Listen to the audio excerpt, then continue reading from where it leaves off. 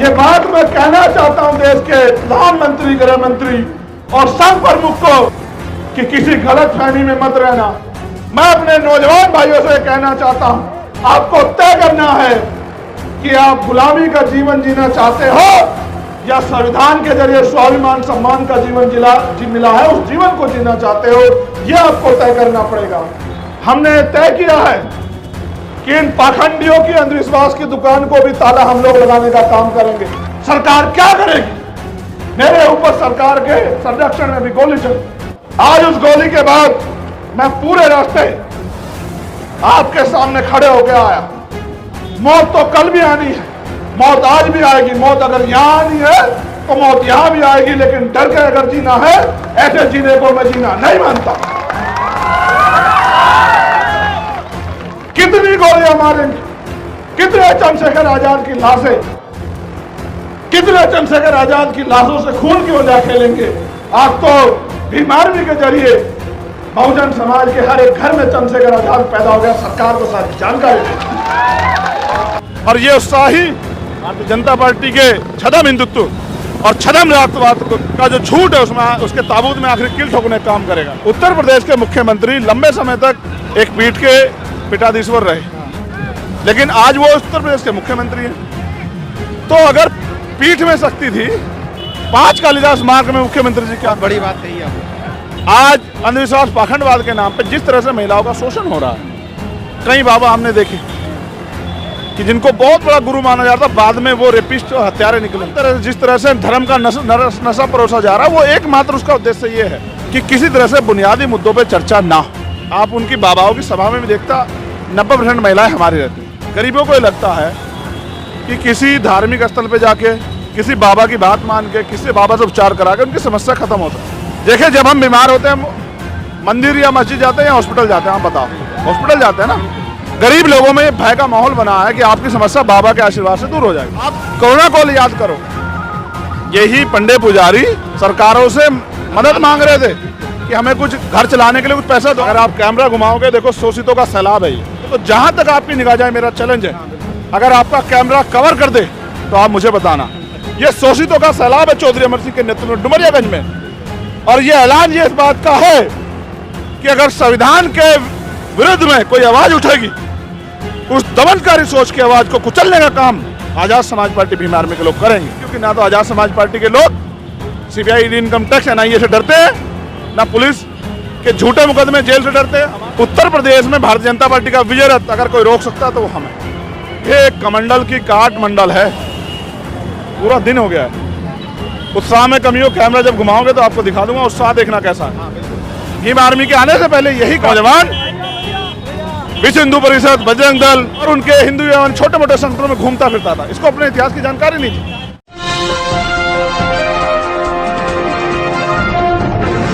साथियों नमस्कार, मैं हूं नीरज पटेल और आप देख रहे हैं नेशनल जनमत।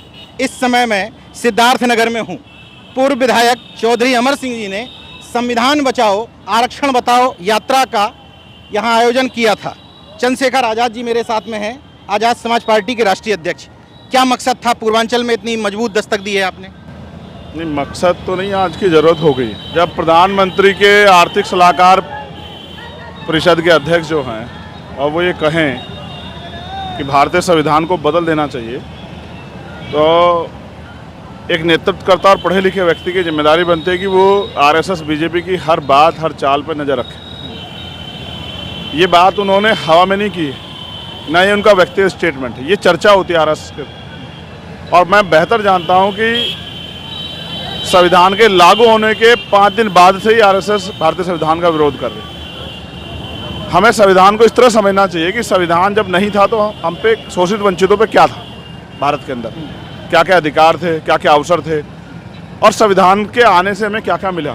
जब हम ये देखते हैं तो ये महसूस होता है कि संविधान से पहले जो हमारी ज़िंदगी थी वो ज़िंदगी पशुओं से ज़्यादा बेहतर नहीं थी। लेकिन संविधान के आने के बाद हम डॉक्टर, इंजीनियर, आईएएस, आईपीएस बने, वकील बने, जज बने, प्रधान से लेके मुख्यमंत्री तक। देश में अगर महिला राष्ट्रपति, प्रधानमंत्री बनी, मुख्यमंत्री बनी तो संविधान की देन है। तो जो तमाम तरह का अवसर और स्वाभिमान सम्मान का जीवन मिला, ये भारतीय संविधान की देन है। और हम सब लोगों की जिम्मेदारी बैठती है कि सरकार की इस मंसूबे को समझते हुए हमें इसके खिलाफ एक बड़ी तैयारी करनी चाहिए कि लोग जागरूक हों। अच्छा, एक तरफ संविधान को खत्म करने की बात हो रही है, दूसरी तरफ हिंदू राष्ट्र की मांग हो रही है। आखिर क्यों चाहते हैं लोग? हिंदू राष्ट्र से क्या फायदा हो जाएगा इन लोगों को? ये सब चीजें अगर कुछ भी ऐसा होगा तो वो संविधान के रहते नहीं हो सकता। जो बीजेपी चाहती है, चाहे वो हिंदू राष्ट्र की बात करे, चाहे वो मनुस्मृति को लागू करना हो, कुछ भी जो उनका एजेंडा है, हिंदू राष्ट्र से किसको फायदा होने जा रहा है? किसी को नहीं। किसी को नहीं। सिर्फ उन लोगों को जिनको संविधान से पहले अवसर और अधिकार थे, कुछ सीमित जातियों को छोड़ के जिनका वर्चस्व कायम करना चाहती है बीजेपी, आरएसएस, उन जातियों को छोड़ के बाकी इस देश के 85%, 90%, जिनमें महिलाओं को भी इंक्लूड किया जाएगा, किसान हो, मजदूर हो, जाति व्यवस्था के हिसाब से दलित हो, पिछड़े हो, आदिवासी हो, मुसलमान, जैन, सिख, बौद्ध, ईसाई, बुद्धिस्ट, कोई हो चाहे, सबको उनके अधिकार छीन के और उनको बेबसी, लाचारी, गुलामी जैसा जीवन जीने के लिए उस तरह का माहौल बनाना और उनके ऊपर कानून की बाध्यता लागू करना, ये संविधान को बदलने का मात्र एक लक्ष्य ही है। ऐसे समय में आप ये यात्रा का आयोजन किया है जिस समय में बाबा साहब ने तमाम डिबेट्स के बाद कहा था, इंडिया दैट इज भारत। उसी इंडिया का नाम कह रहे हैं कि बदल दो, अब केवल भारत रख दो। बीजेपी सत्ता में बैठ के सत्ता का सबसे ज़्यादा दुरुपयोग कर रहे हैं। उनका बस चले तो वो हमारा वजूद भी बदल दे। ये तो इस देश में महापुरुषों के संघर्ष की वजह से, मैं अगर नाम लूँगा तो एक बहुत बड़ी लिस्ट है, जिन पिछड़े दलित वर्ग में जन्मे महापुरुषों ने अपनी पूरी जिंदगी लगा दी, चाहे वो अर्जक संघ से जुड़े हुए रहे हों, चाहे वो महाराष्ट्र के आंदोलन जुड़े हुए रहे हों, चाहे वो तमिलनाडु के आंदोलन से द्रविड़ आंदोलन जुड़े रहे हों, चाहे वो उत्तर भारत में मान्यवर काशीराम साहब के रूप में रहे हों, चौधरी महाराज सिंह भारती के रूप में रहे हों, सर छोटू राम के रूप में रहे हों, वो तमाम संत गुरु महापुरुष जिन्होंने मानवता का राज के लिए, देखो हम दो वाद की बात करते हैं, एक हम ब्राह्मणवाद की बात करते हैं, एक अम्बेडकरवाद की। ब्राह्मणवाद पूर्ण रूप से गैर बराबरी पर आधारित वो व्यवस्था है जिस व्यवस्था में इस देश के शोषितों को कोई भी बुनियादी अधिकार नहीं है, यहाँ तक कि उनको सम्मान से जीने का अधिकार भी नहीं है। अन्याय होने पर न्याय तो बहुत दूर की बात है। लेकिन जो अम्बेडकरवाद है, डॉक्टर बाबा साहब अम्बेडकर का वाद ये कहता है, पहला, भारत में सभी मनुष्य समान है, मनुष्य के साथ मनुष्य जैसा व्यवहार किया जाए, और दूसरा, समता, समानता, बंधुत्व, भाईचारे पर आधारित समाज बने और किसी को बुनियादी किसी भी समस्या की परेशानी ना हो, एक ऐसा समाज जो खुद भी आगे बढ़े और देश को भी आगे बढ़ाए, देश का अंतिम व्यक्ति भी खुशहाल हो, उसके पास सुख सुविधा हो, और जो किसी भी स्तर पर गैर बराबर, चाहे धार्मिक स्तर पे हो, सामाजिक स्तर पे हो, राजनीतिक स्तर पे हो, किसी भी स्तर पे हो, आर्थिक स्तर पे हो, सारी गैर बराबरी दूर हो। ये अम्बेडकरवाद है, ना किसी जाति के पक्ष में ना खिलाफ, इंसानों के लिए इंसानों का वाद।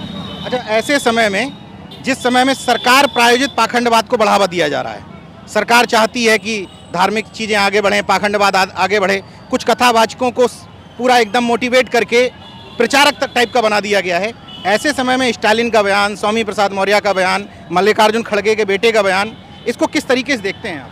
देखिए, मैं समझता हूँ कि भारत का संविधान, ये जितने भी लोगों के बयान हैं, ये बयान बिल्कुल पूर्णतः वैज्ञानिक दृष्टिकोण पर खरे उतरते हैं। जब हम भारतीय संविधान का आर्टिकल 51 पढ़ते हैं, जो हमारे मौलिक कर्तव्यों का एहसास हमें कराता है, वो संविधान में हमारे मौलिक कर्तव्य हैं कि हम वैज्ञानिक दृष्टिकोण अपनाएं।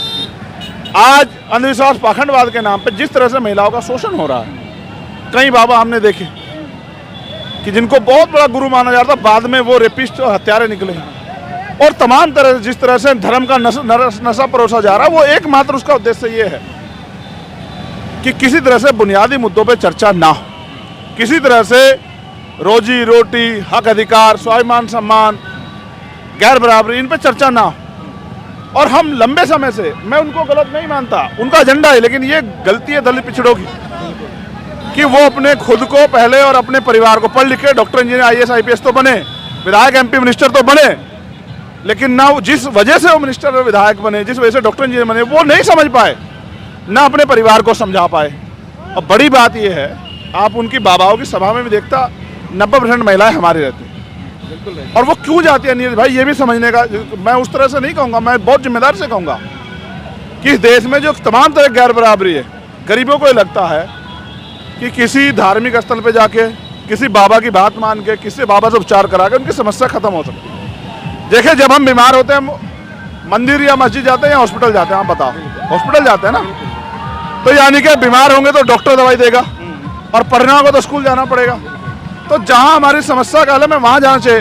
गरीब लोगों में भय का माहौल बना है कि आपकी समस्या बाबा के आशीर्वाद से दूर हो जाएगी, तो वो समस्या के हल के लिए वहां अगर समान वितरण हो जाए, आर्थिक तौर पर लोग पैसे वाले हो जाएं, लोगों को अधिकार मिल जाएं, तो इन बाबाओं की कोई नहीं सुनेगा। आप कोरोना कॉल याद करो, यही पंडे पुजारी सरकारों से मदद मांग रहे थे कि हमें कुछ घर चलाने के लिए कुछ पैसा दो। आप ये सोचो, मैं पूर्ण रूप से जिम्मेदार से कह रहा हूं वकील होने के नाते, एक आम आदमी भगवान को 10 बार याद करता होगा, लेकिन मंदिर में बैठे पुजारी जितनी बार ग्राहक आएगा उतनी बार याद करेंगे। मगर उनको भी सरकार की जरूरत है और हमें उत्तर प्रदेश सीखना चाहिए। उत्तर प्रदेश के मुख्यमंत्री लंबे समय तक एक पीठ के पीठाधीश्वर रहे, लेकिन उस पीठाधीश्वर रहते हुए उनको तमाम तरह की समस्याओं का सामना करना पड़ा, लेकिन आज वो उत्तर प्रदेश के मुख्यमंत्री हैं। तो अगर पीठ में शक्ति थी तो 5 कालिदास मार्ग में मुख्यमंत्री जी क्या बड़ी बात कही आपने। उनको पता है कि शक्ति भारत के लोकतंत्र ने, भारत के संविधान ने लोकतंत्र को शक्ति दी है, वोट की शक्ति। वो लोग राजनीतिक शक्ति की वैल्यू समझते हैं, हमारे लोग राजनीतिक शक्ति की वैल्यू नहीं समझते। इसलिए ये संविधान यात्रा, भाई आरक्षण कब बचेगा जब संविधान होगा, वोट का राइटिंग कब बचेगा जब संविधान होगा, आर्थिक आज़ादी, सामाजिक आज़ादी, धार्मिक आज़ादी कब बचेगा, संविधान होगा, बिजनेस करने का, छोटा रोजगार करने का, डॉक्टर इंजीनियर बनने का अवसर कब होगा जब संविधान होगा। और तो और रिजर्व सीटों पे MP MLA बनने का अधिकार कब बचेगा, प्रधान से लेकर कोई भी चुनाव जब संविधान होगा। और यही नहीं होगा तो एक पढ़े लिखे वकील होने के नाते मेरी ये जिम्मेदारी है, समाज का नेतृत्व करता होने के नारे, कि जब सब चुप्पी लगाए बैठे, मैं चुप्पी लगाए बैठे, हमने तय किया है कि उत्तर भारत में हम लोग संविधान बचाओ, देश बचाओ, EVM हटाओ, लोकतंत्र बचाओ, और वोट हमारा, राज तुम्हारा, नहीं चलेगा नहीं चलेगा, इस नारे को गांव-गांव तक ले जाके बहुजन समाज को संगठित करने का काम करेंगे और महिलाओं को भी उनकी वोट की वैल्यू समझाने का काम करें। मुझे बड़ी तकलीफ होती है नील भाई जब मैं NCRB का डाटा देखता हूं, जबकि वो डाटा सत्य नहीं है, क्योंकि वो डाटा वो जो दर्ज होता है और 10 में से 1 मामला भारत में दर्ज होता है, तो एग्जैक्ट आंकड़ा 5 लाख के करीब बैठेगा। 5 लाख महिलाओं पे जो अन्याय अत्याचार होता है, रेप हत्याएं होती हैं, डायन कह के कहीं बाल काटना, कहीं पीट के मारना, कहीं तेजाब डाल देना, कहीं सामूहिक रेप करना, अगर हम इसके रिसर्च को और डीपली स्टडी करें तो 95% महिलाएं दलित, पिछड़े, आदिवासी और अल्पसंख्यक समुदाय की। तो क्या हम इस देश में इसलिए पैदा हुए हैं कि हमारी बच्चों के साथ अन्याय हो, हमारी माँओं बहनों के साथ अन्याय? हम तो सभी समाज की बहनों को होने वाले अपमान के विरुद्ध खड़े हैं, लेकिन जब सरकारें हैं, अब सोचिए उत्तर प्रदेश में मुख्यमंत्री किस चीज़ की जरूरत है अपराध रोकने के लिए, या देश के गृह मंत्री को किस चीज़ की जरूरत है? क्या नहीं है उनके पास? आपकी नीयत नहीं है। इसलिए चाहे राजस्थान की सरकार हो, चाहे दिल्ली की हो, चाहे बिहार की हो, अपराध और अपराधी की भी जाति देखी जाती है, चाहे यूपी की हो। इसलिए मेरा साफ कहना है कि महिला सुरक्षा पे कोई समझौता नहीं होगा और कमजोरों के हितों की रक्षा के लिए संविधान ने जो अवसर दिए हैं उनको लागू कराना पड़ेगा। आप सत्ता में बैठ के इनके अधिकारों को कुंडली नहीं मार सकते। तो सच कह रहे हैं। मैं आपको प्रयागराज का उदाहरण देता हूँ, आपने बहुत अच्छा सवाल क्रिएट कर दिया बीच में। अब से 4-5 दिन पहले एक ब्राह्मण समाज के बच्चे के साथ कोई दुर्घटना घटी, उसकी हत्या कर दी गई, उसका परिवार सड़क पर बैठ गया, आंदोलन हुआ, सारे अधिकारी गए, मंडल आयुक्त पहुंचे, उनकी सारी मांग मानी, जमीन, लाइसेंस, नौकरी, मुआवजा, सब। वहीं प्रयागराज में एक और हत्या हुई जो एक पासवान समाज के बच्चे की है, उसका परिवार भी बैठा, उनको लाठियां मार के खदेड़ दिया पुलिस ने। ये है जाति की सच्चाई। मैं फिर आपसे कह रहा हूं, मैं आपसे फिर कह रहा हूं, चाहे कांस्टेबल सावित्री पटेल का मामला हो या बहन तोला गुजर का मामला हो या उन पहलवान बेटियों का मामला हो, अगर राजनीतिक शक्ति आपके पास नहीं है, मैं अपने लोगों को भी आपके चैनल के माध्यम से, अगर राजनीतिक शक्ति आपके पास नहीं है, आपकी भीड़ कुछ कितनी हो कोई फर्क नहीं पड़ता, अगर आज देश के संविधान कमजोर बीजेपी कर रही है तो सत्ता में बैठ के कर रही है, अगर सत्ता में होती कैसे कर लेती? तो मैं अपने लोगों को एक पूछना चाहता हूं कि अगर आप जिंदा हो तो अपने आगे लुटते हुए क्यों देख रहे हो सब कुछ? इसलिए ये यात्रा तो चौधरी अमर सिंह पटेल जी के नेतृत्व में, चौधरी आकिब जी के नेतृत्व में हम लोग इसलिए निकाल रहे हैं, यहाँ की जिला कमेटी, मंडल कमेटी के नेतृत्व में, कि एक संदेश के रूप में कि हमने कमर कस ली है देश के संविधान की रक्षा की, कमजोर शोषितों को मिले अवसर और स्वाभिमान सम्मान के जीवन की, और इसके लिए कोई कीमत चुकानी पड़े। और मैं तो गोली खा के आया हूँ और फिर भी देखो खुलेआम यहाँ से वहाँ तक एक पुलिस वाला आपको दिख जाए तो बताना। और अभी जिस भीड़ से डुमरियागंज में निकला, हजारों लोग थे, कहीं कोहनी यहाँ लग रही थी, कहीं किसी का हाथ लग रहा था कुछ, लेकिन पुलिस की एक व्यवस्था नहीं थी। ये बात स्पष्ट करती है कि अगर कमजोर वर्ग का नेता कितना बड़ा हो जाए, चाहे उसकी हत्या हो या उसको कोई नुकसान पहुंचा दे, सरकार को फर्क नहीं पड़ता। सरकार हमें जानबूझ के नीचा दिखाना चाहती है, लेकिन हम इस तकलीफ से सीख ले रहे हैं। अगर आप कैमरा घुमाओगे, देखो शोषितों का सैलाब है ये। अगर आप अपने साथी से पीछे कैमरा घुमाने कहोगे तो जहां तक आपकी निगाह जाए, मेरा चैलेंज है, अगर आपका कैमरा कवर कर दे तो आप मुझे बताना।